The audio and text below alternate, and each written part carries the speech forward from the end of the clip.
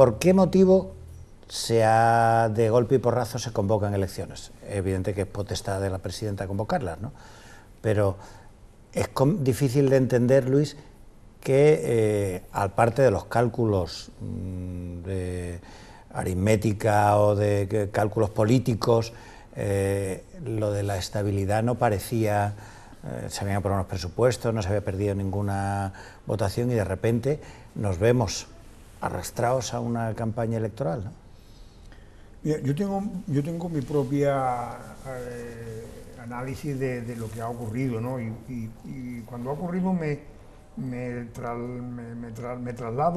trasladé en ese momento de enterarme de que se iban a convocar elecciones o de que la presidenta estaba pensando convocar las elecciones un poco al año 1996, ¿no? No igual, no con un escenario igual, porque allí estábamos en minoría, y aquí en este caso había un gobierno con una cierta estabilidad, porque había un partido un gobierno de coalición con el PSOE Izquierda Unida. Bueno, yo creo que la presidenta, que es una persona responsable, estoy convencido que lo ha hecho por razones de responsabilidad. Razones de responsabilidad, independientemente de lo que se pueda opinar si ahora es mejor escenario desde el punto de vista electoral o no es desde el punto de vista electoral, también tengo yo mi opinión para eso, ¿no? Pero creo que lo ha hecho por eso. Yo creo que Izquierda Unida en la última etapa, y por eso yo te decía que yo me recordaba la etapa del 96, cuando Manolo Chávez anticipó las elecciones por aquellos 2 años. Había dos prórrogas de presupuesto. Efectivamente. Y nosotros le avisamos a Izquierda Unida, recuerdo perfectamente una conversación que tuvimos en el despacho de Diego Valdera, creo recordar, no sé si en el despacho de Diego Valdera o en el despacho del portavoz del PSOE, de Pepe Caballo, Manolo Gómez de la Torre, Diego Valdera, Pepe Caballo y yo. Porque estábamos gestionando, y a nivel de Madrid, con Felipe Alcaraz, estábamos gestionando la posibilidad de que Izquierda Unida se abstuviera. Queríamos que se votara, pero si era muy complicado, que se abstuviera en aquellos presupuestos. Y le avisamos a Manolo Gómez de la Torre y a Diego Valdera que si no votaban los presupuestos nosotros nos teníamos que ir a la convocatoria de unas elecciones, porque no podíamos prorrogar en una tercera ocasión los presupuestos, porque eso no lo iba a entender absolutamente los ciudadanos de Andalucía. Íbamos a dar una imagen de estar agarrado al poder sin posibilidad ninguna de poder gobernar los intereses de los andaluces, porque el escenario era muy complicado. Y no nos creyeron. Yo creo que se fueron de allí creyéndonos que nosotros les estábamos engañando. Que ibais de farol, ¿no? Efectivamente, que íbamos de farol. Y ocurrió. Se rechazaron los presupuestos y al Manolo Chávez convocó una rueda de prensa y no tuvimos más remedio que ir a la convocatoria de las elecciones. El contexto de ahora es completamente distinto, porque ahora hemos estado gobernando durante 3 años con Izquierda Unida y hemos hecho un gobierno con muchas dificultades, porque Izquierda Unida es complicada desde el punto de vista de su funcionamiento interno, tiene demasiado rasgo asambleario interno. Y hemos dado muchas veces imágenes un poco de que Izquierda Unida, ha habido sectores de Izquierda Unida, primero que no estuvieron de acuerdo con el gobierno,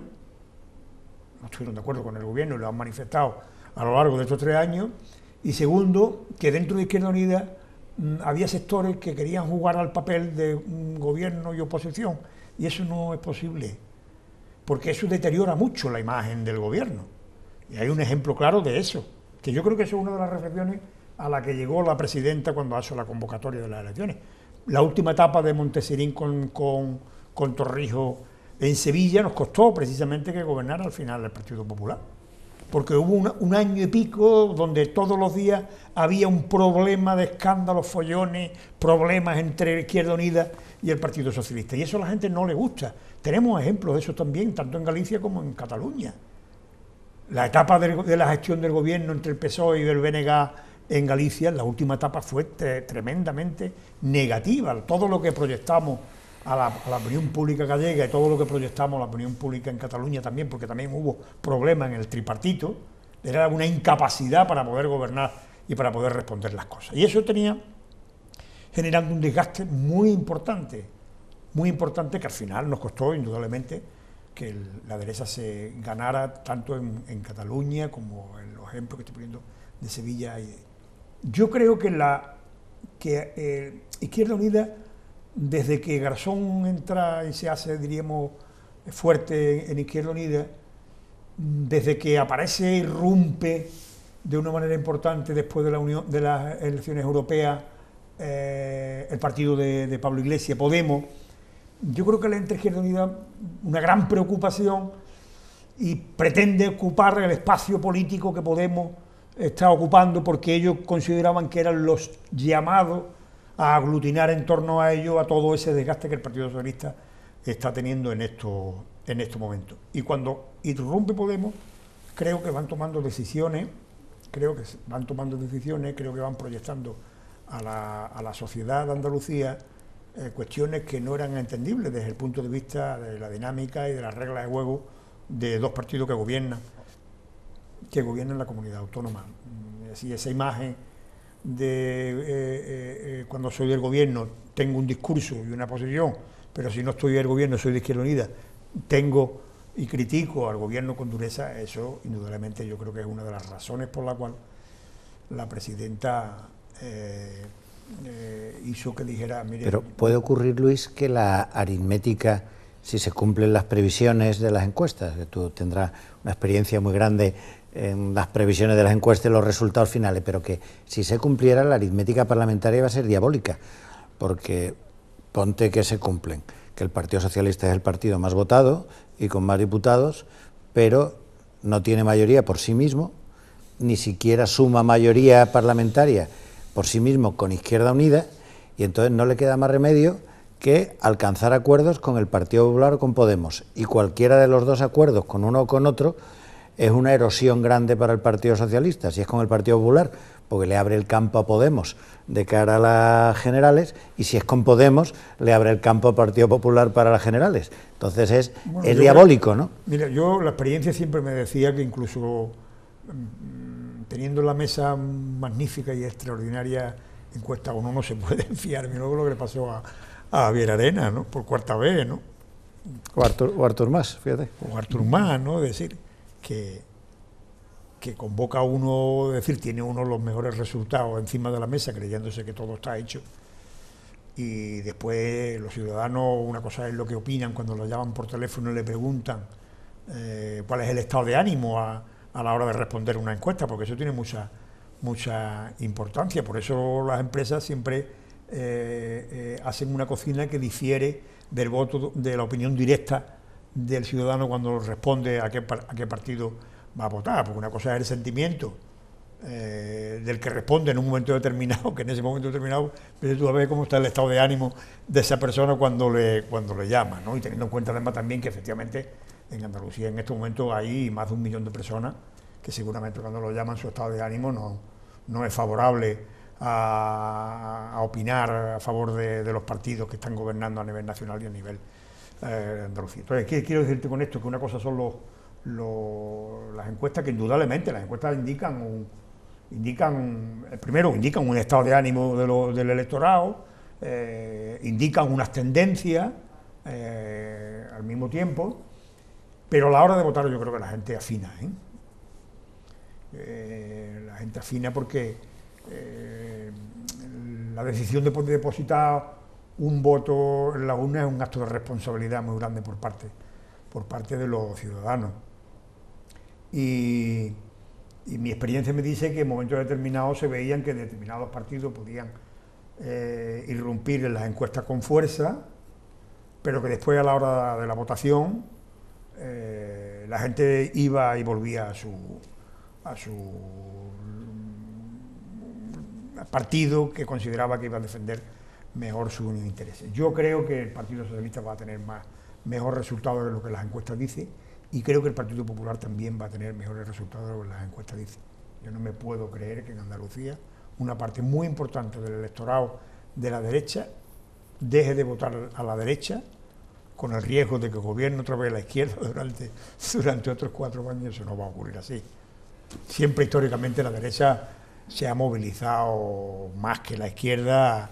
Aunque el votante de derechas en las elecciones andaluzas, eso es mi opinión, no se moviliza tanto como en las generales, ¿no? Porque yo creo que hubo un exceso Porque de piensan confianza. que lo importante para el votante de derecha es quién manda en España. No solamente eso, sino porque también había un votante de centro-derecha en Andalucía que confiaba en el Partido Socialista. Y ese es el que nos ha permitido durante mucho tiempo estar gobernando en Andalucía en muchas ocasiones y en muchas legislaturas con mayoría absoluta. Es decir, ha habido un voto de centro que no votaba al Partido Popular en Andalucía, que votaba al Partido Popular en las generales y en las andaluzas, porque efectivamente le dábamos confianza, le dábamos tranquilidad, le dábamos seriedad, teníamos una figura importante que era Manolo Chávez, que le daba mucha tranquilidad y seriedad a la responsabilidad de la gestión y la gente votaba. Pero cuando ha habido unas elecciones peleadas, como van a ser estas, los votantes suelen movilizarse a favor de los partidos que se ven más identificados en ellos. Yo no creo, es que es imposible, que yo no creo que el Partido Popular vaya a estar aquí con un 20%, eso no ha ocurrido nunca en Andalucía. Uno coge todo lo que son las encuestas de Andalucía en los peores momentos, en la época de peores momentos de Gabino Puche, ¿cómo se llamaba? El que fue senador que le presentó una moción de censura, Hernández Mancha. El Partido Popular en Andalucía siempre ha estado por encima del 25% de apoyo en la comunidad autónoma de Andalucía. En los momentos en que nosotros éramos muy fuertes, estábamos por encima del 50%, siempre tenían ellos por encima del 25%. Por tanto, aquí hay un electorado importante de derecha que estoy absolutamente convencido que cuando llegue ese momento se va a movilizar. Y en relación con el tema de Podemos, yo creo que Podemos, yo ahí por eso digo que ahí yo creo que ahora mismo las encuestas manifiestan que la pulsión de cambio a nivel nacional la aglutina de Podemos, pero en la medida que la gente vaya conociendo a Podemos, yo creo que eso va a empezar. Y Ciudadanos no puede...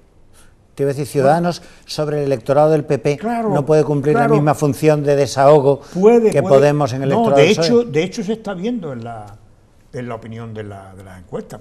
Ciudadanos ha dado un salto cualitativo muy importante en términos de voto directo. Le ha quitado la B a UPyD, le ha quitado la B, y creo que en la última encuesta que yo me parece que he conocido estaba cerca de un 8% a nivel nacional, y que hay una cierta preocupación dentro del Partido Popular, y tiene una cierta lógica.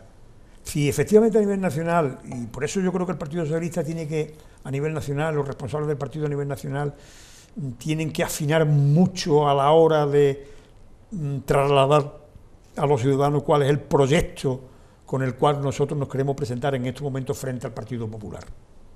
Tenemos que afinar en ese sentido, porque hay un electorado que es el que hace que un partido gobierne, que es ese centro del que yo estoy hablando, que en estos momentos no está situado en tierras de nadie, y que efectivamente el discurso de Rivera pues está atrayendo a una parte importante de ese electorado, y me consta que dentro del Partido Popular hay una preocupación importante en ese sentido.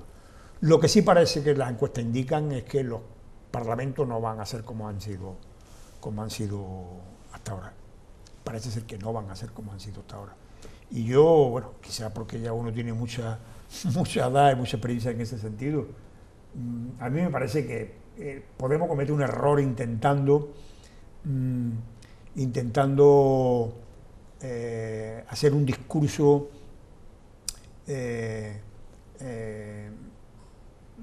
desprestigiando lo que ha significado el bipartidismo a nivel nacional, es decir, desprestigiando y agrediendo precisamente lo que ha significado en términos de gestión política todo el periodo de transición desde el año 1979, cuando yo tenía hasta la 77, hasta la fecha.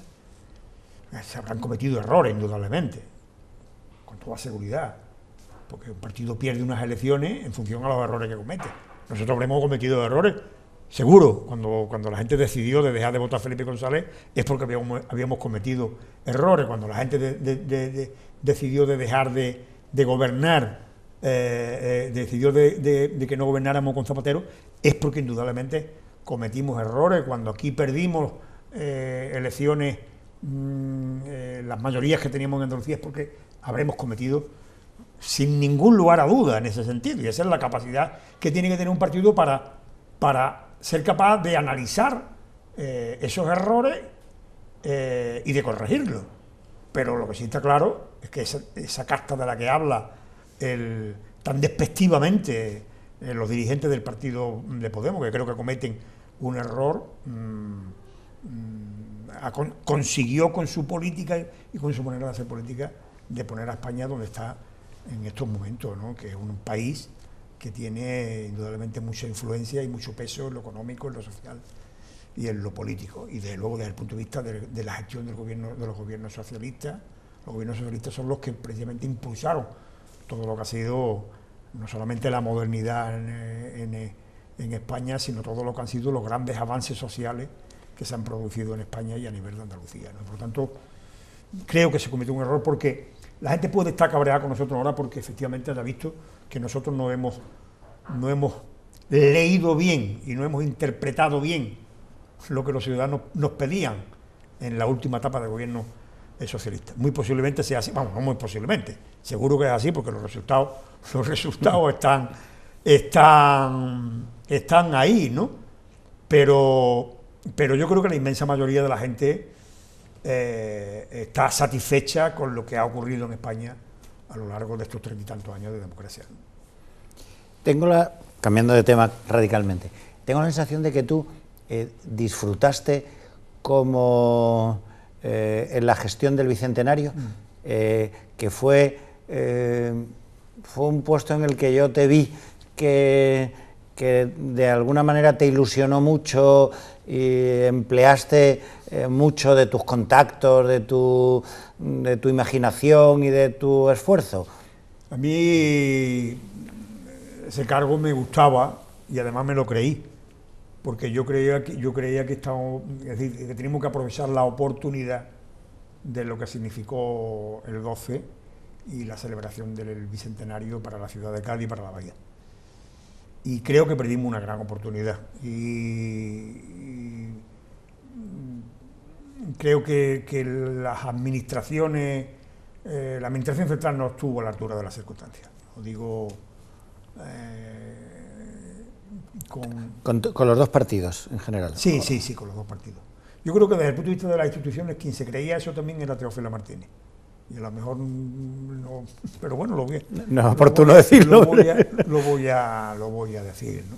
Yo creo que ella sí se creyó aquello, el del 12, ¿no? Y yo creo que podíamos haber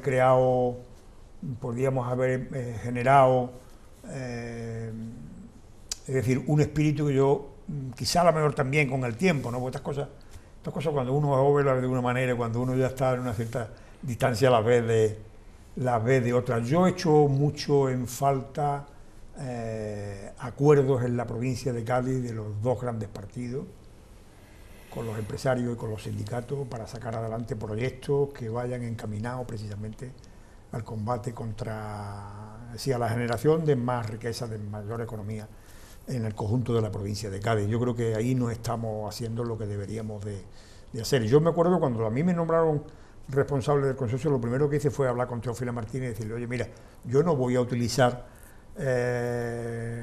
mi responsabilidad en el consorcio para confrontar con el Ayuntamiento de Cádiz. Esto lo tenemos que llevar entre los dos, vamos a ponernos de acuerdo, vamos a impulsar. Y efectivamente fuimos capaces entre los dos, ella a su nivel de influencia y yo a la nivel de la mía, fuimos capaces de conseguir un pacto de no agresión durante el tiempo que durara, todo el evento del 12 y que todos los partidos políticos, las fuerzas sociales, todos trabajáramos en el objetivo de conseguir precisamente que fuera eso no solamente un acontecimiento importante para el hecho en sí del momento, sino que eso dejara un legado, que era una de las grandes preocupaciones mías y de los grandes objetivos que yo me planteaba, dejara un legado que después fuera positivo para generación de empleo y de riqueza en la ciudad de Cádiz y en la bahía, ¿no?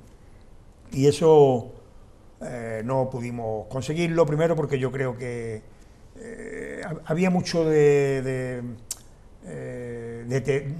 no sé si era temor, pero de prudencia por parte del gobierno central de apoyar un acontecimiento histórico que tenía mucho que ver también con el tema de Sudamérica y del rechazo que había en determinados países sudamericanos a lo que significó España en aquella etapa allí. Y no lo veían claro, no lo veían absolutamente claro, pero yo creo que se hicieron algunas cosas y se podían haber hecho otras tantas, ¿no? Por ejemplo, al final yo trabajé en una idea de crear precisamente todo aquello relacionado con el centro de interpretación y tal, y se hizo un estatuto, hubo reuniones con las cajas de ahorro, hubo reuniones con entidades financieras, hubo reuniones con instituciones importantes, la idea les pareció extraordinaria, hubo un borrador de estatuto de la fundación que iba a gestionar aquello, hubo un acuerdo entre la universidad y el consorcio para que el edificio de la calle Ángel de la universidad fuera precisamente la sede de esa fundación, pero también es verdad que la crisis económica hizo que muchas de las cosas que habíamos planificado se vinieran abajo. Perdimos una oportunidad, de verdad, sinceramente, pueblerina, estúpida, de recuperar para la sociedad gaditana el edificio del oratorio. Allí hubo ahí no estuvo a Teófilo Martínez. Fíjate ahora que el oratorio, Luis, con la inversión, el dinero que gastó la Junta de Andalucía en el oratorio, que ha dejado aquello y ahora es de la Asociación Católica de Propagandistas, que está muy bien. Ahí el ayuntamiento no estuvo a la altura de las circunstancias, se puso al lado de ese carquerío que surgió en aquel momento, y la Junta en aquel momento no tenía ganas de meterse en conflicto de esas características y abandonó ese proyecto, que era un proyecto extraordinario, y no estuvimos ahí, la institución no estuvo a la altura y al final, pues bueno, vencieron y buscamos una fórmula intermedia que al final, pues como tú bien dices y recuerdas muchas veces, al final el oratorio se ha quedado como una iglesia más. Claro, después de haber hecho una inversión pública que es dinero de los ciudadanos andaluces y gaditanos, que no estaba destinado a eso precisamente. Y eso, en fin. Ahora hay que pedir permiso al obispado, y lo que no tiene vínculos con la iglesia no te dejan.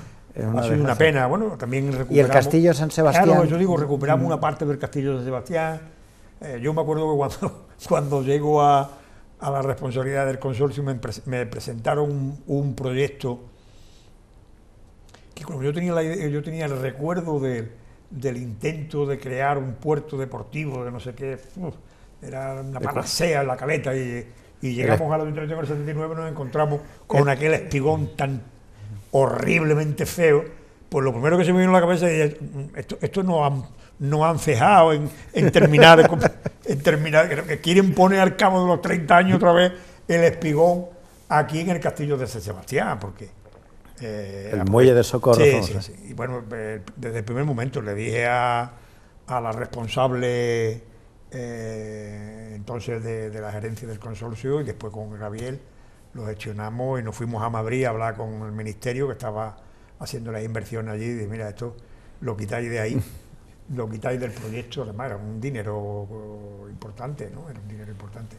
Y se hizo, bueno, mira, ahí tenemos un espacio público muy interesante, que en parte se recuperó, no en la totalidad, porque la inversión para la recuperación total de ese espacio es muy fuerte, pero ahí sí conseguimos arrancarle al Ministerio de Medio Ambiente unos recursos económicos y han servido indudablemente para poner un espacio público al servicio de los ciudadanos de Cádiz. Bueno, Luis, pues muchas gracias por este ratito, en parte de actualidad y en parte de nostalgia. Estupendo, estupendo. Sí, es un momento bueno de recordar las cosas.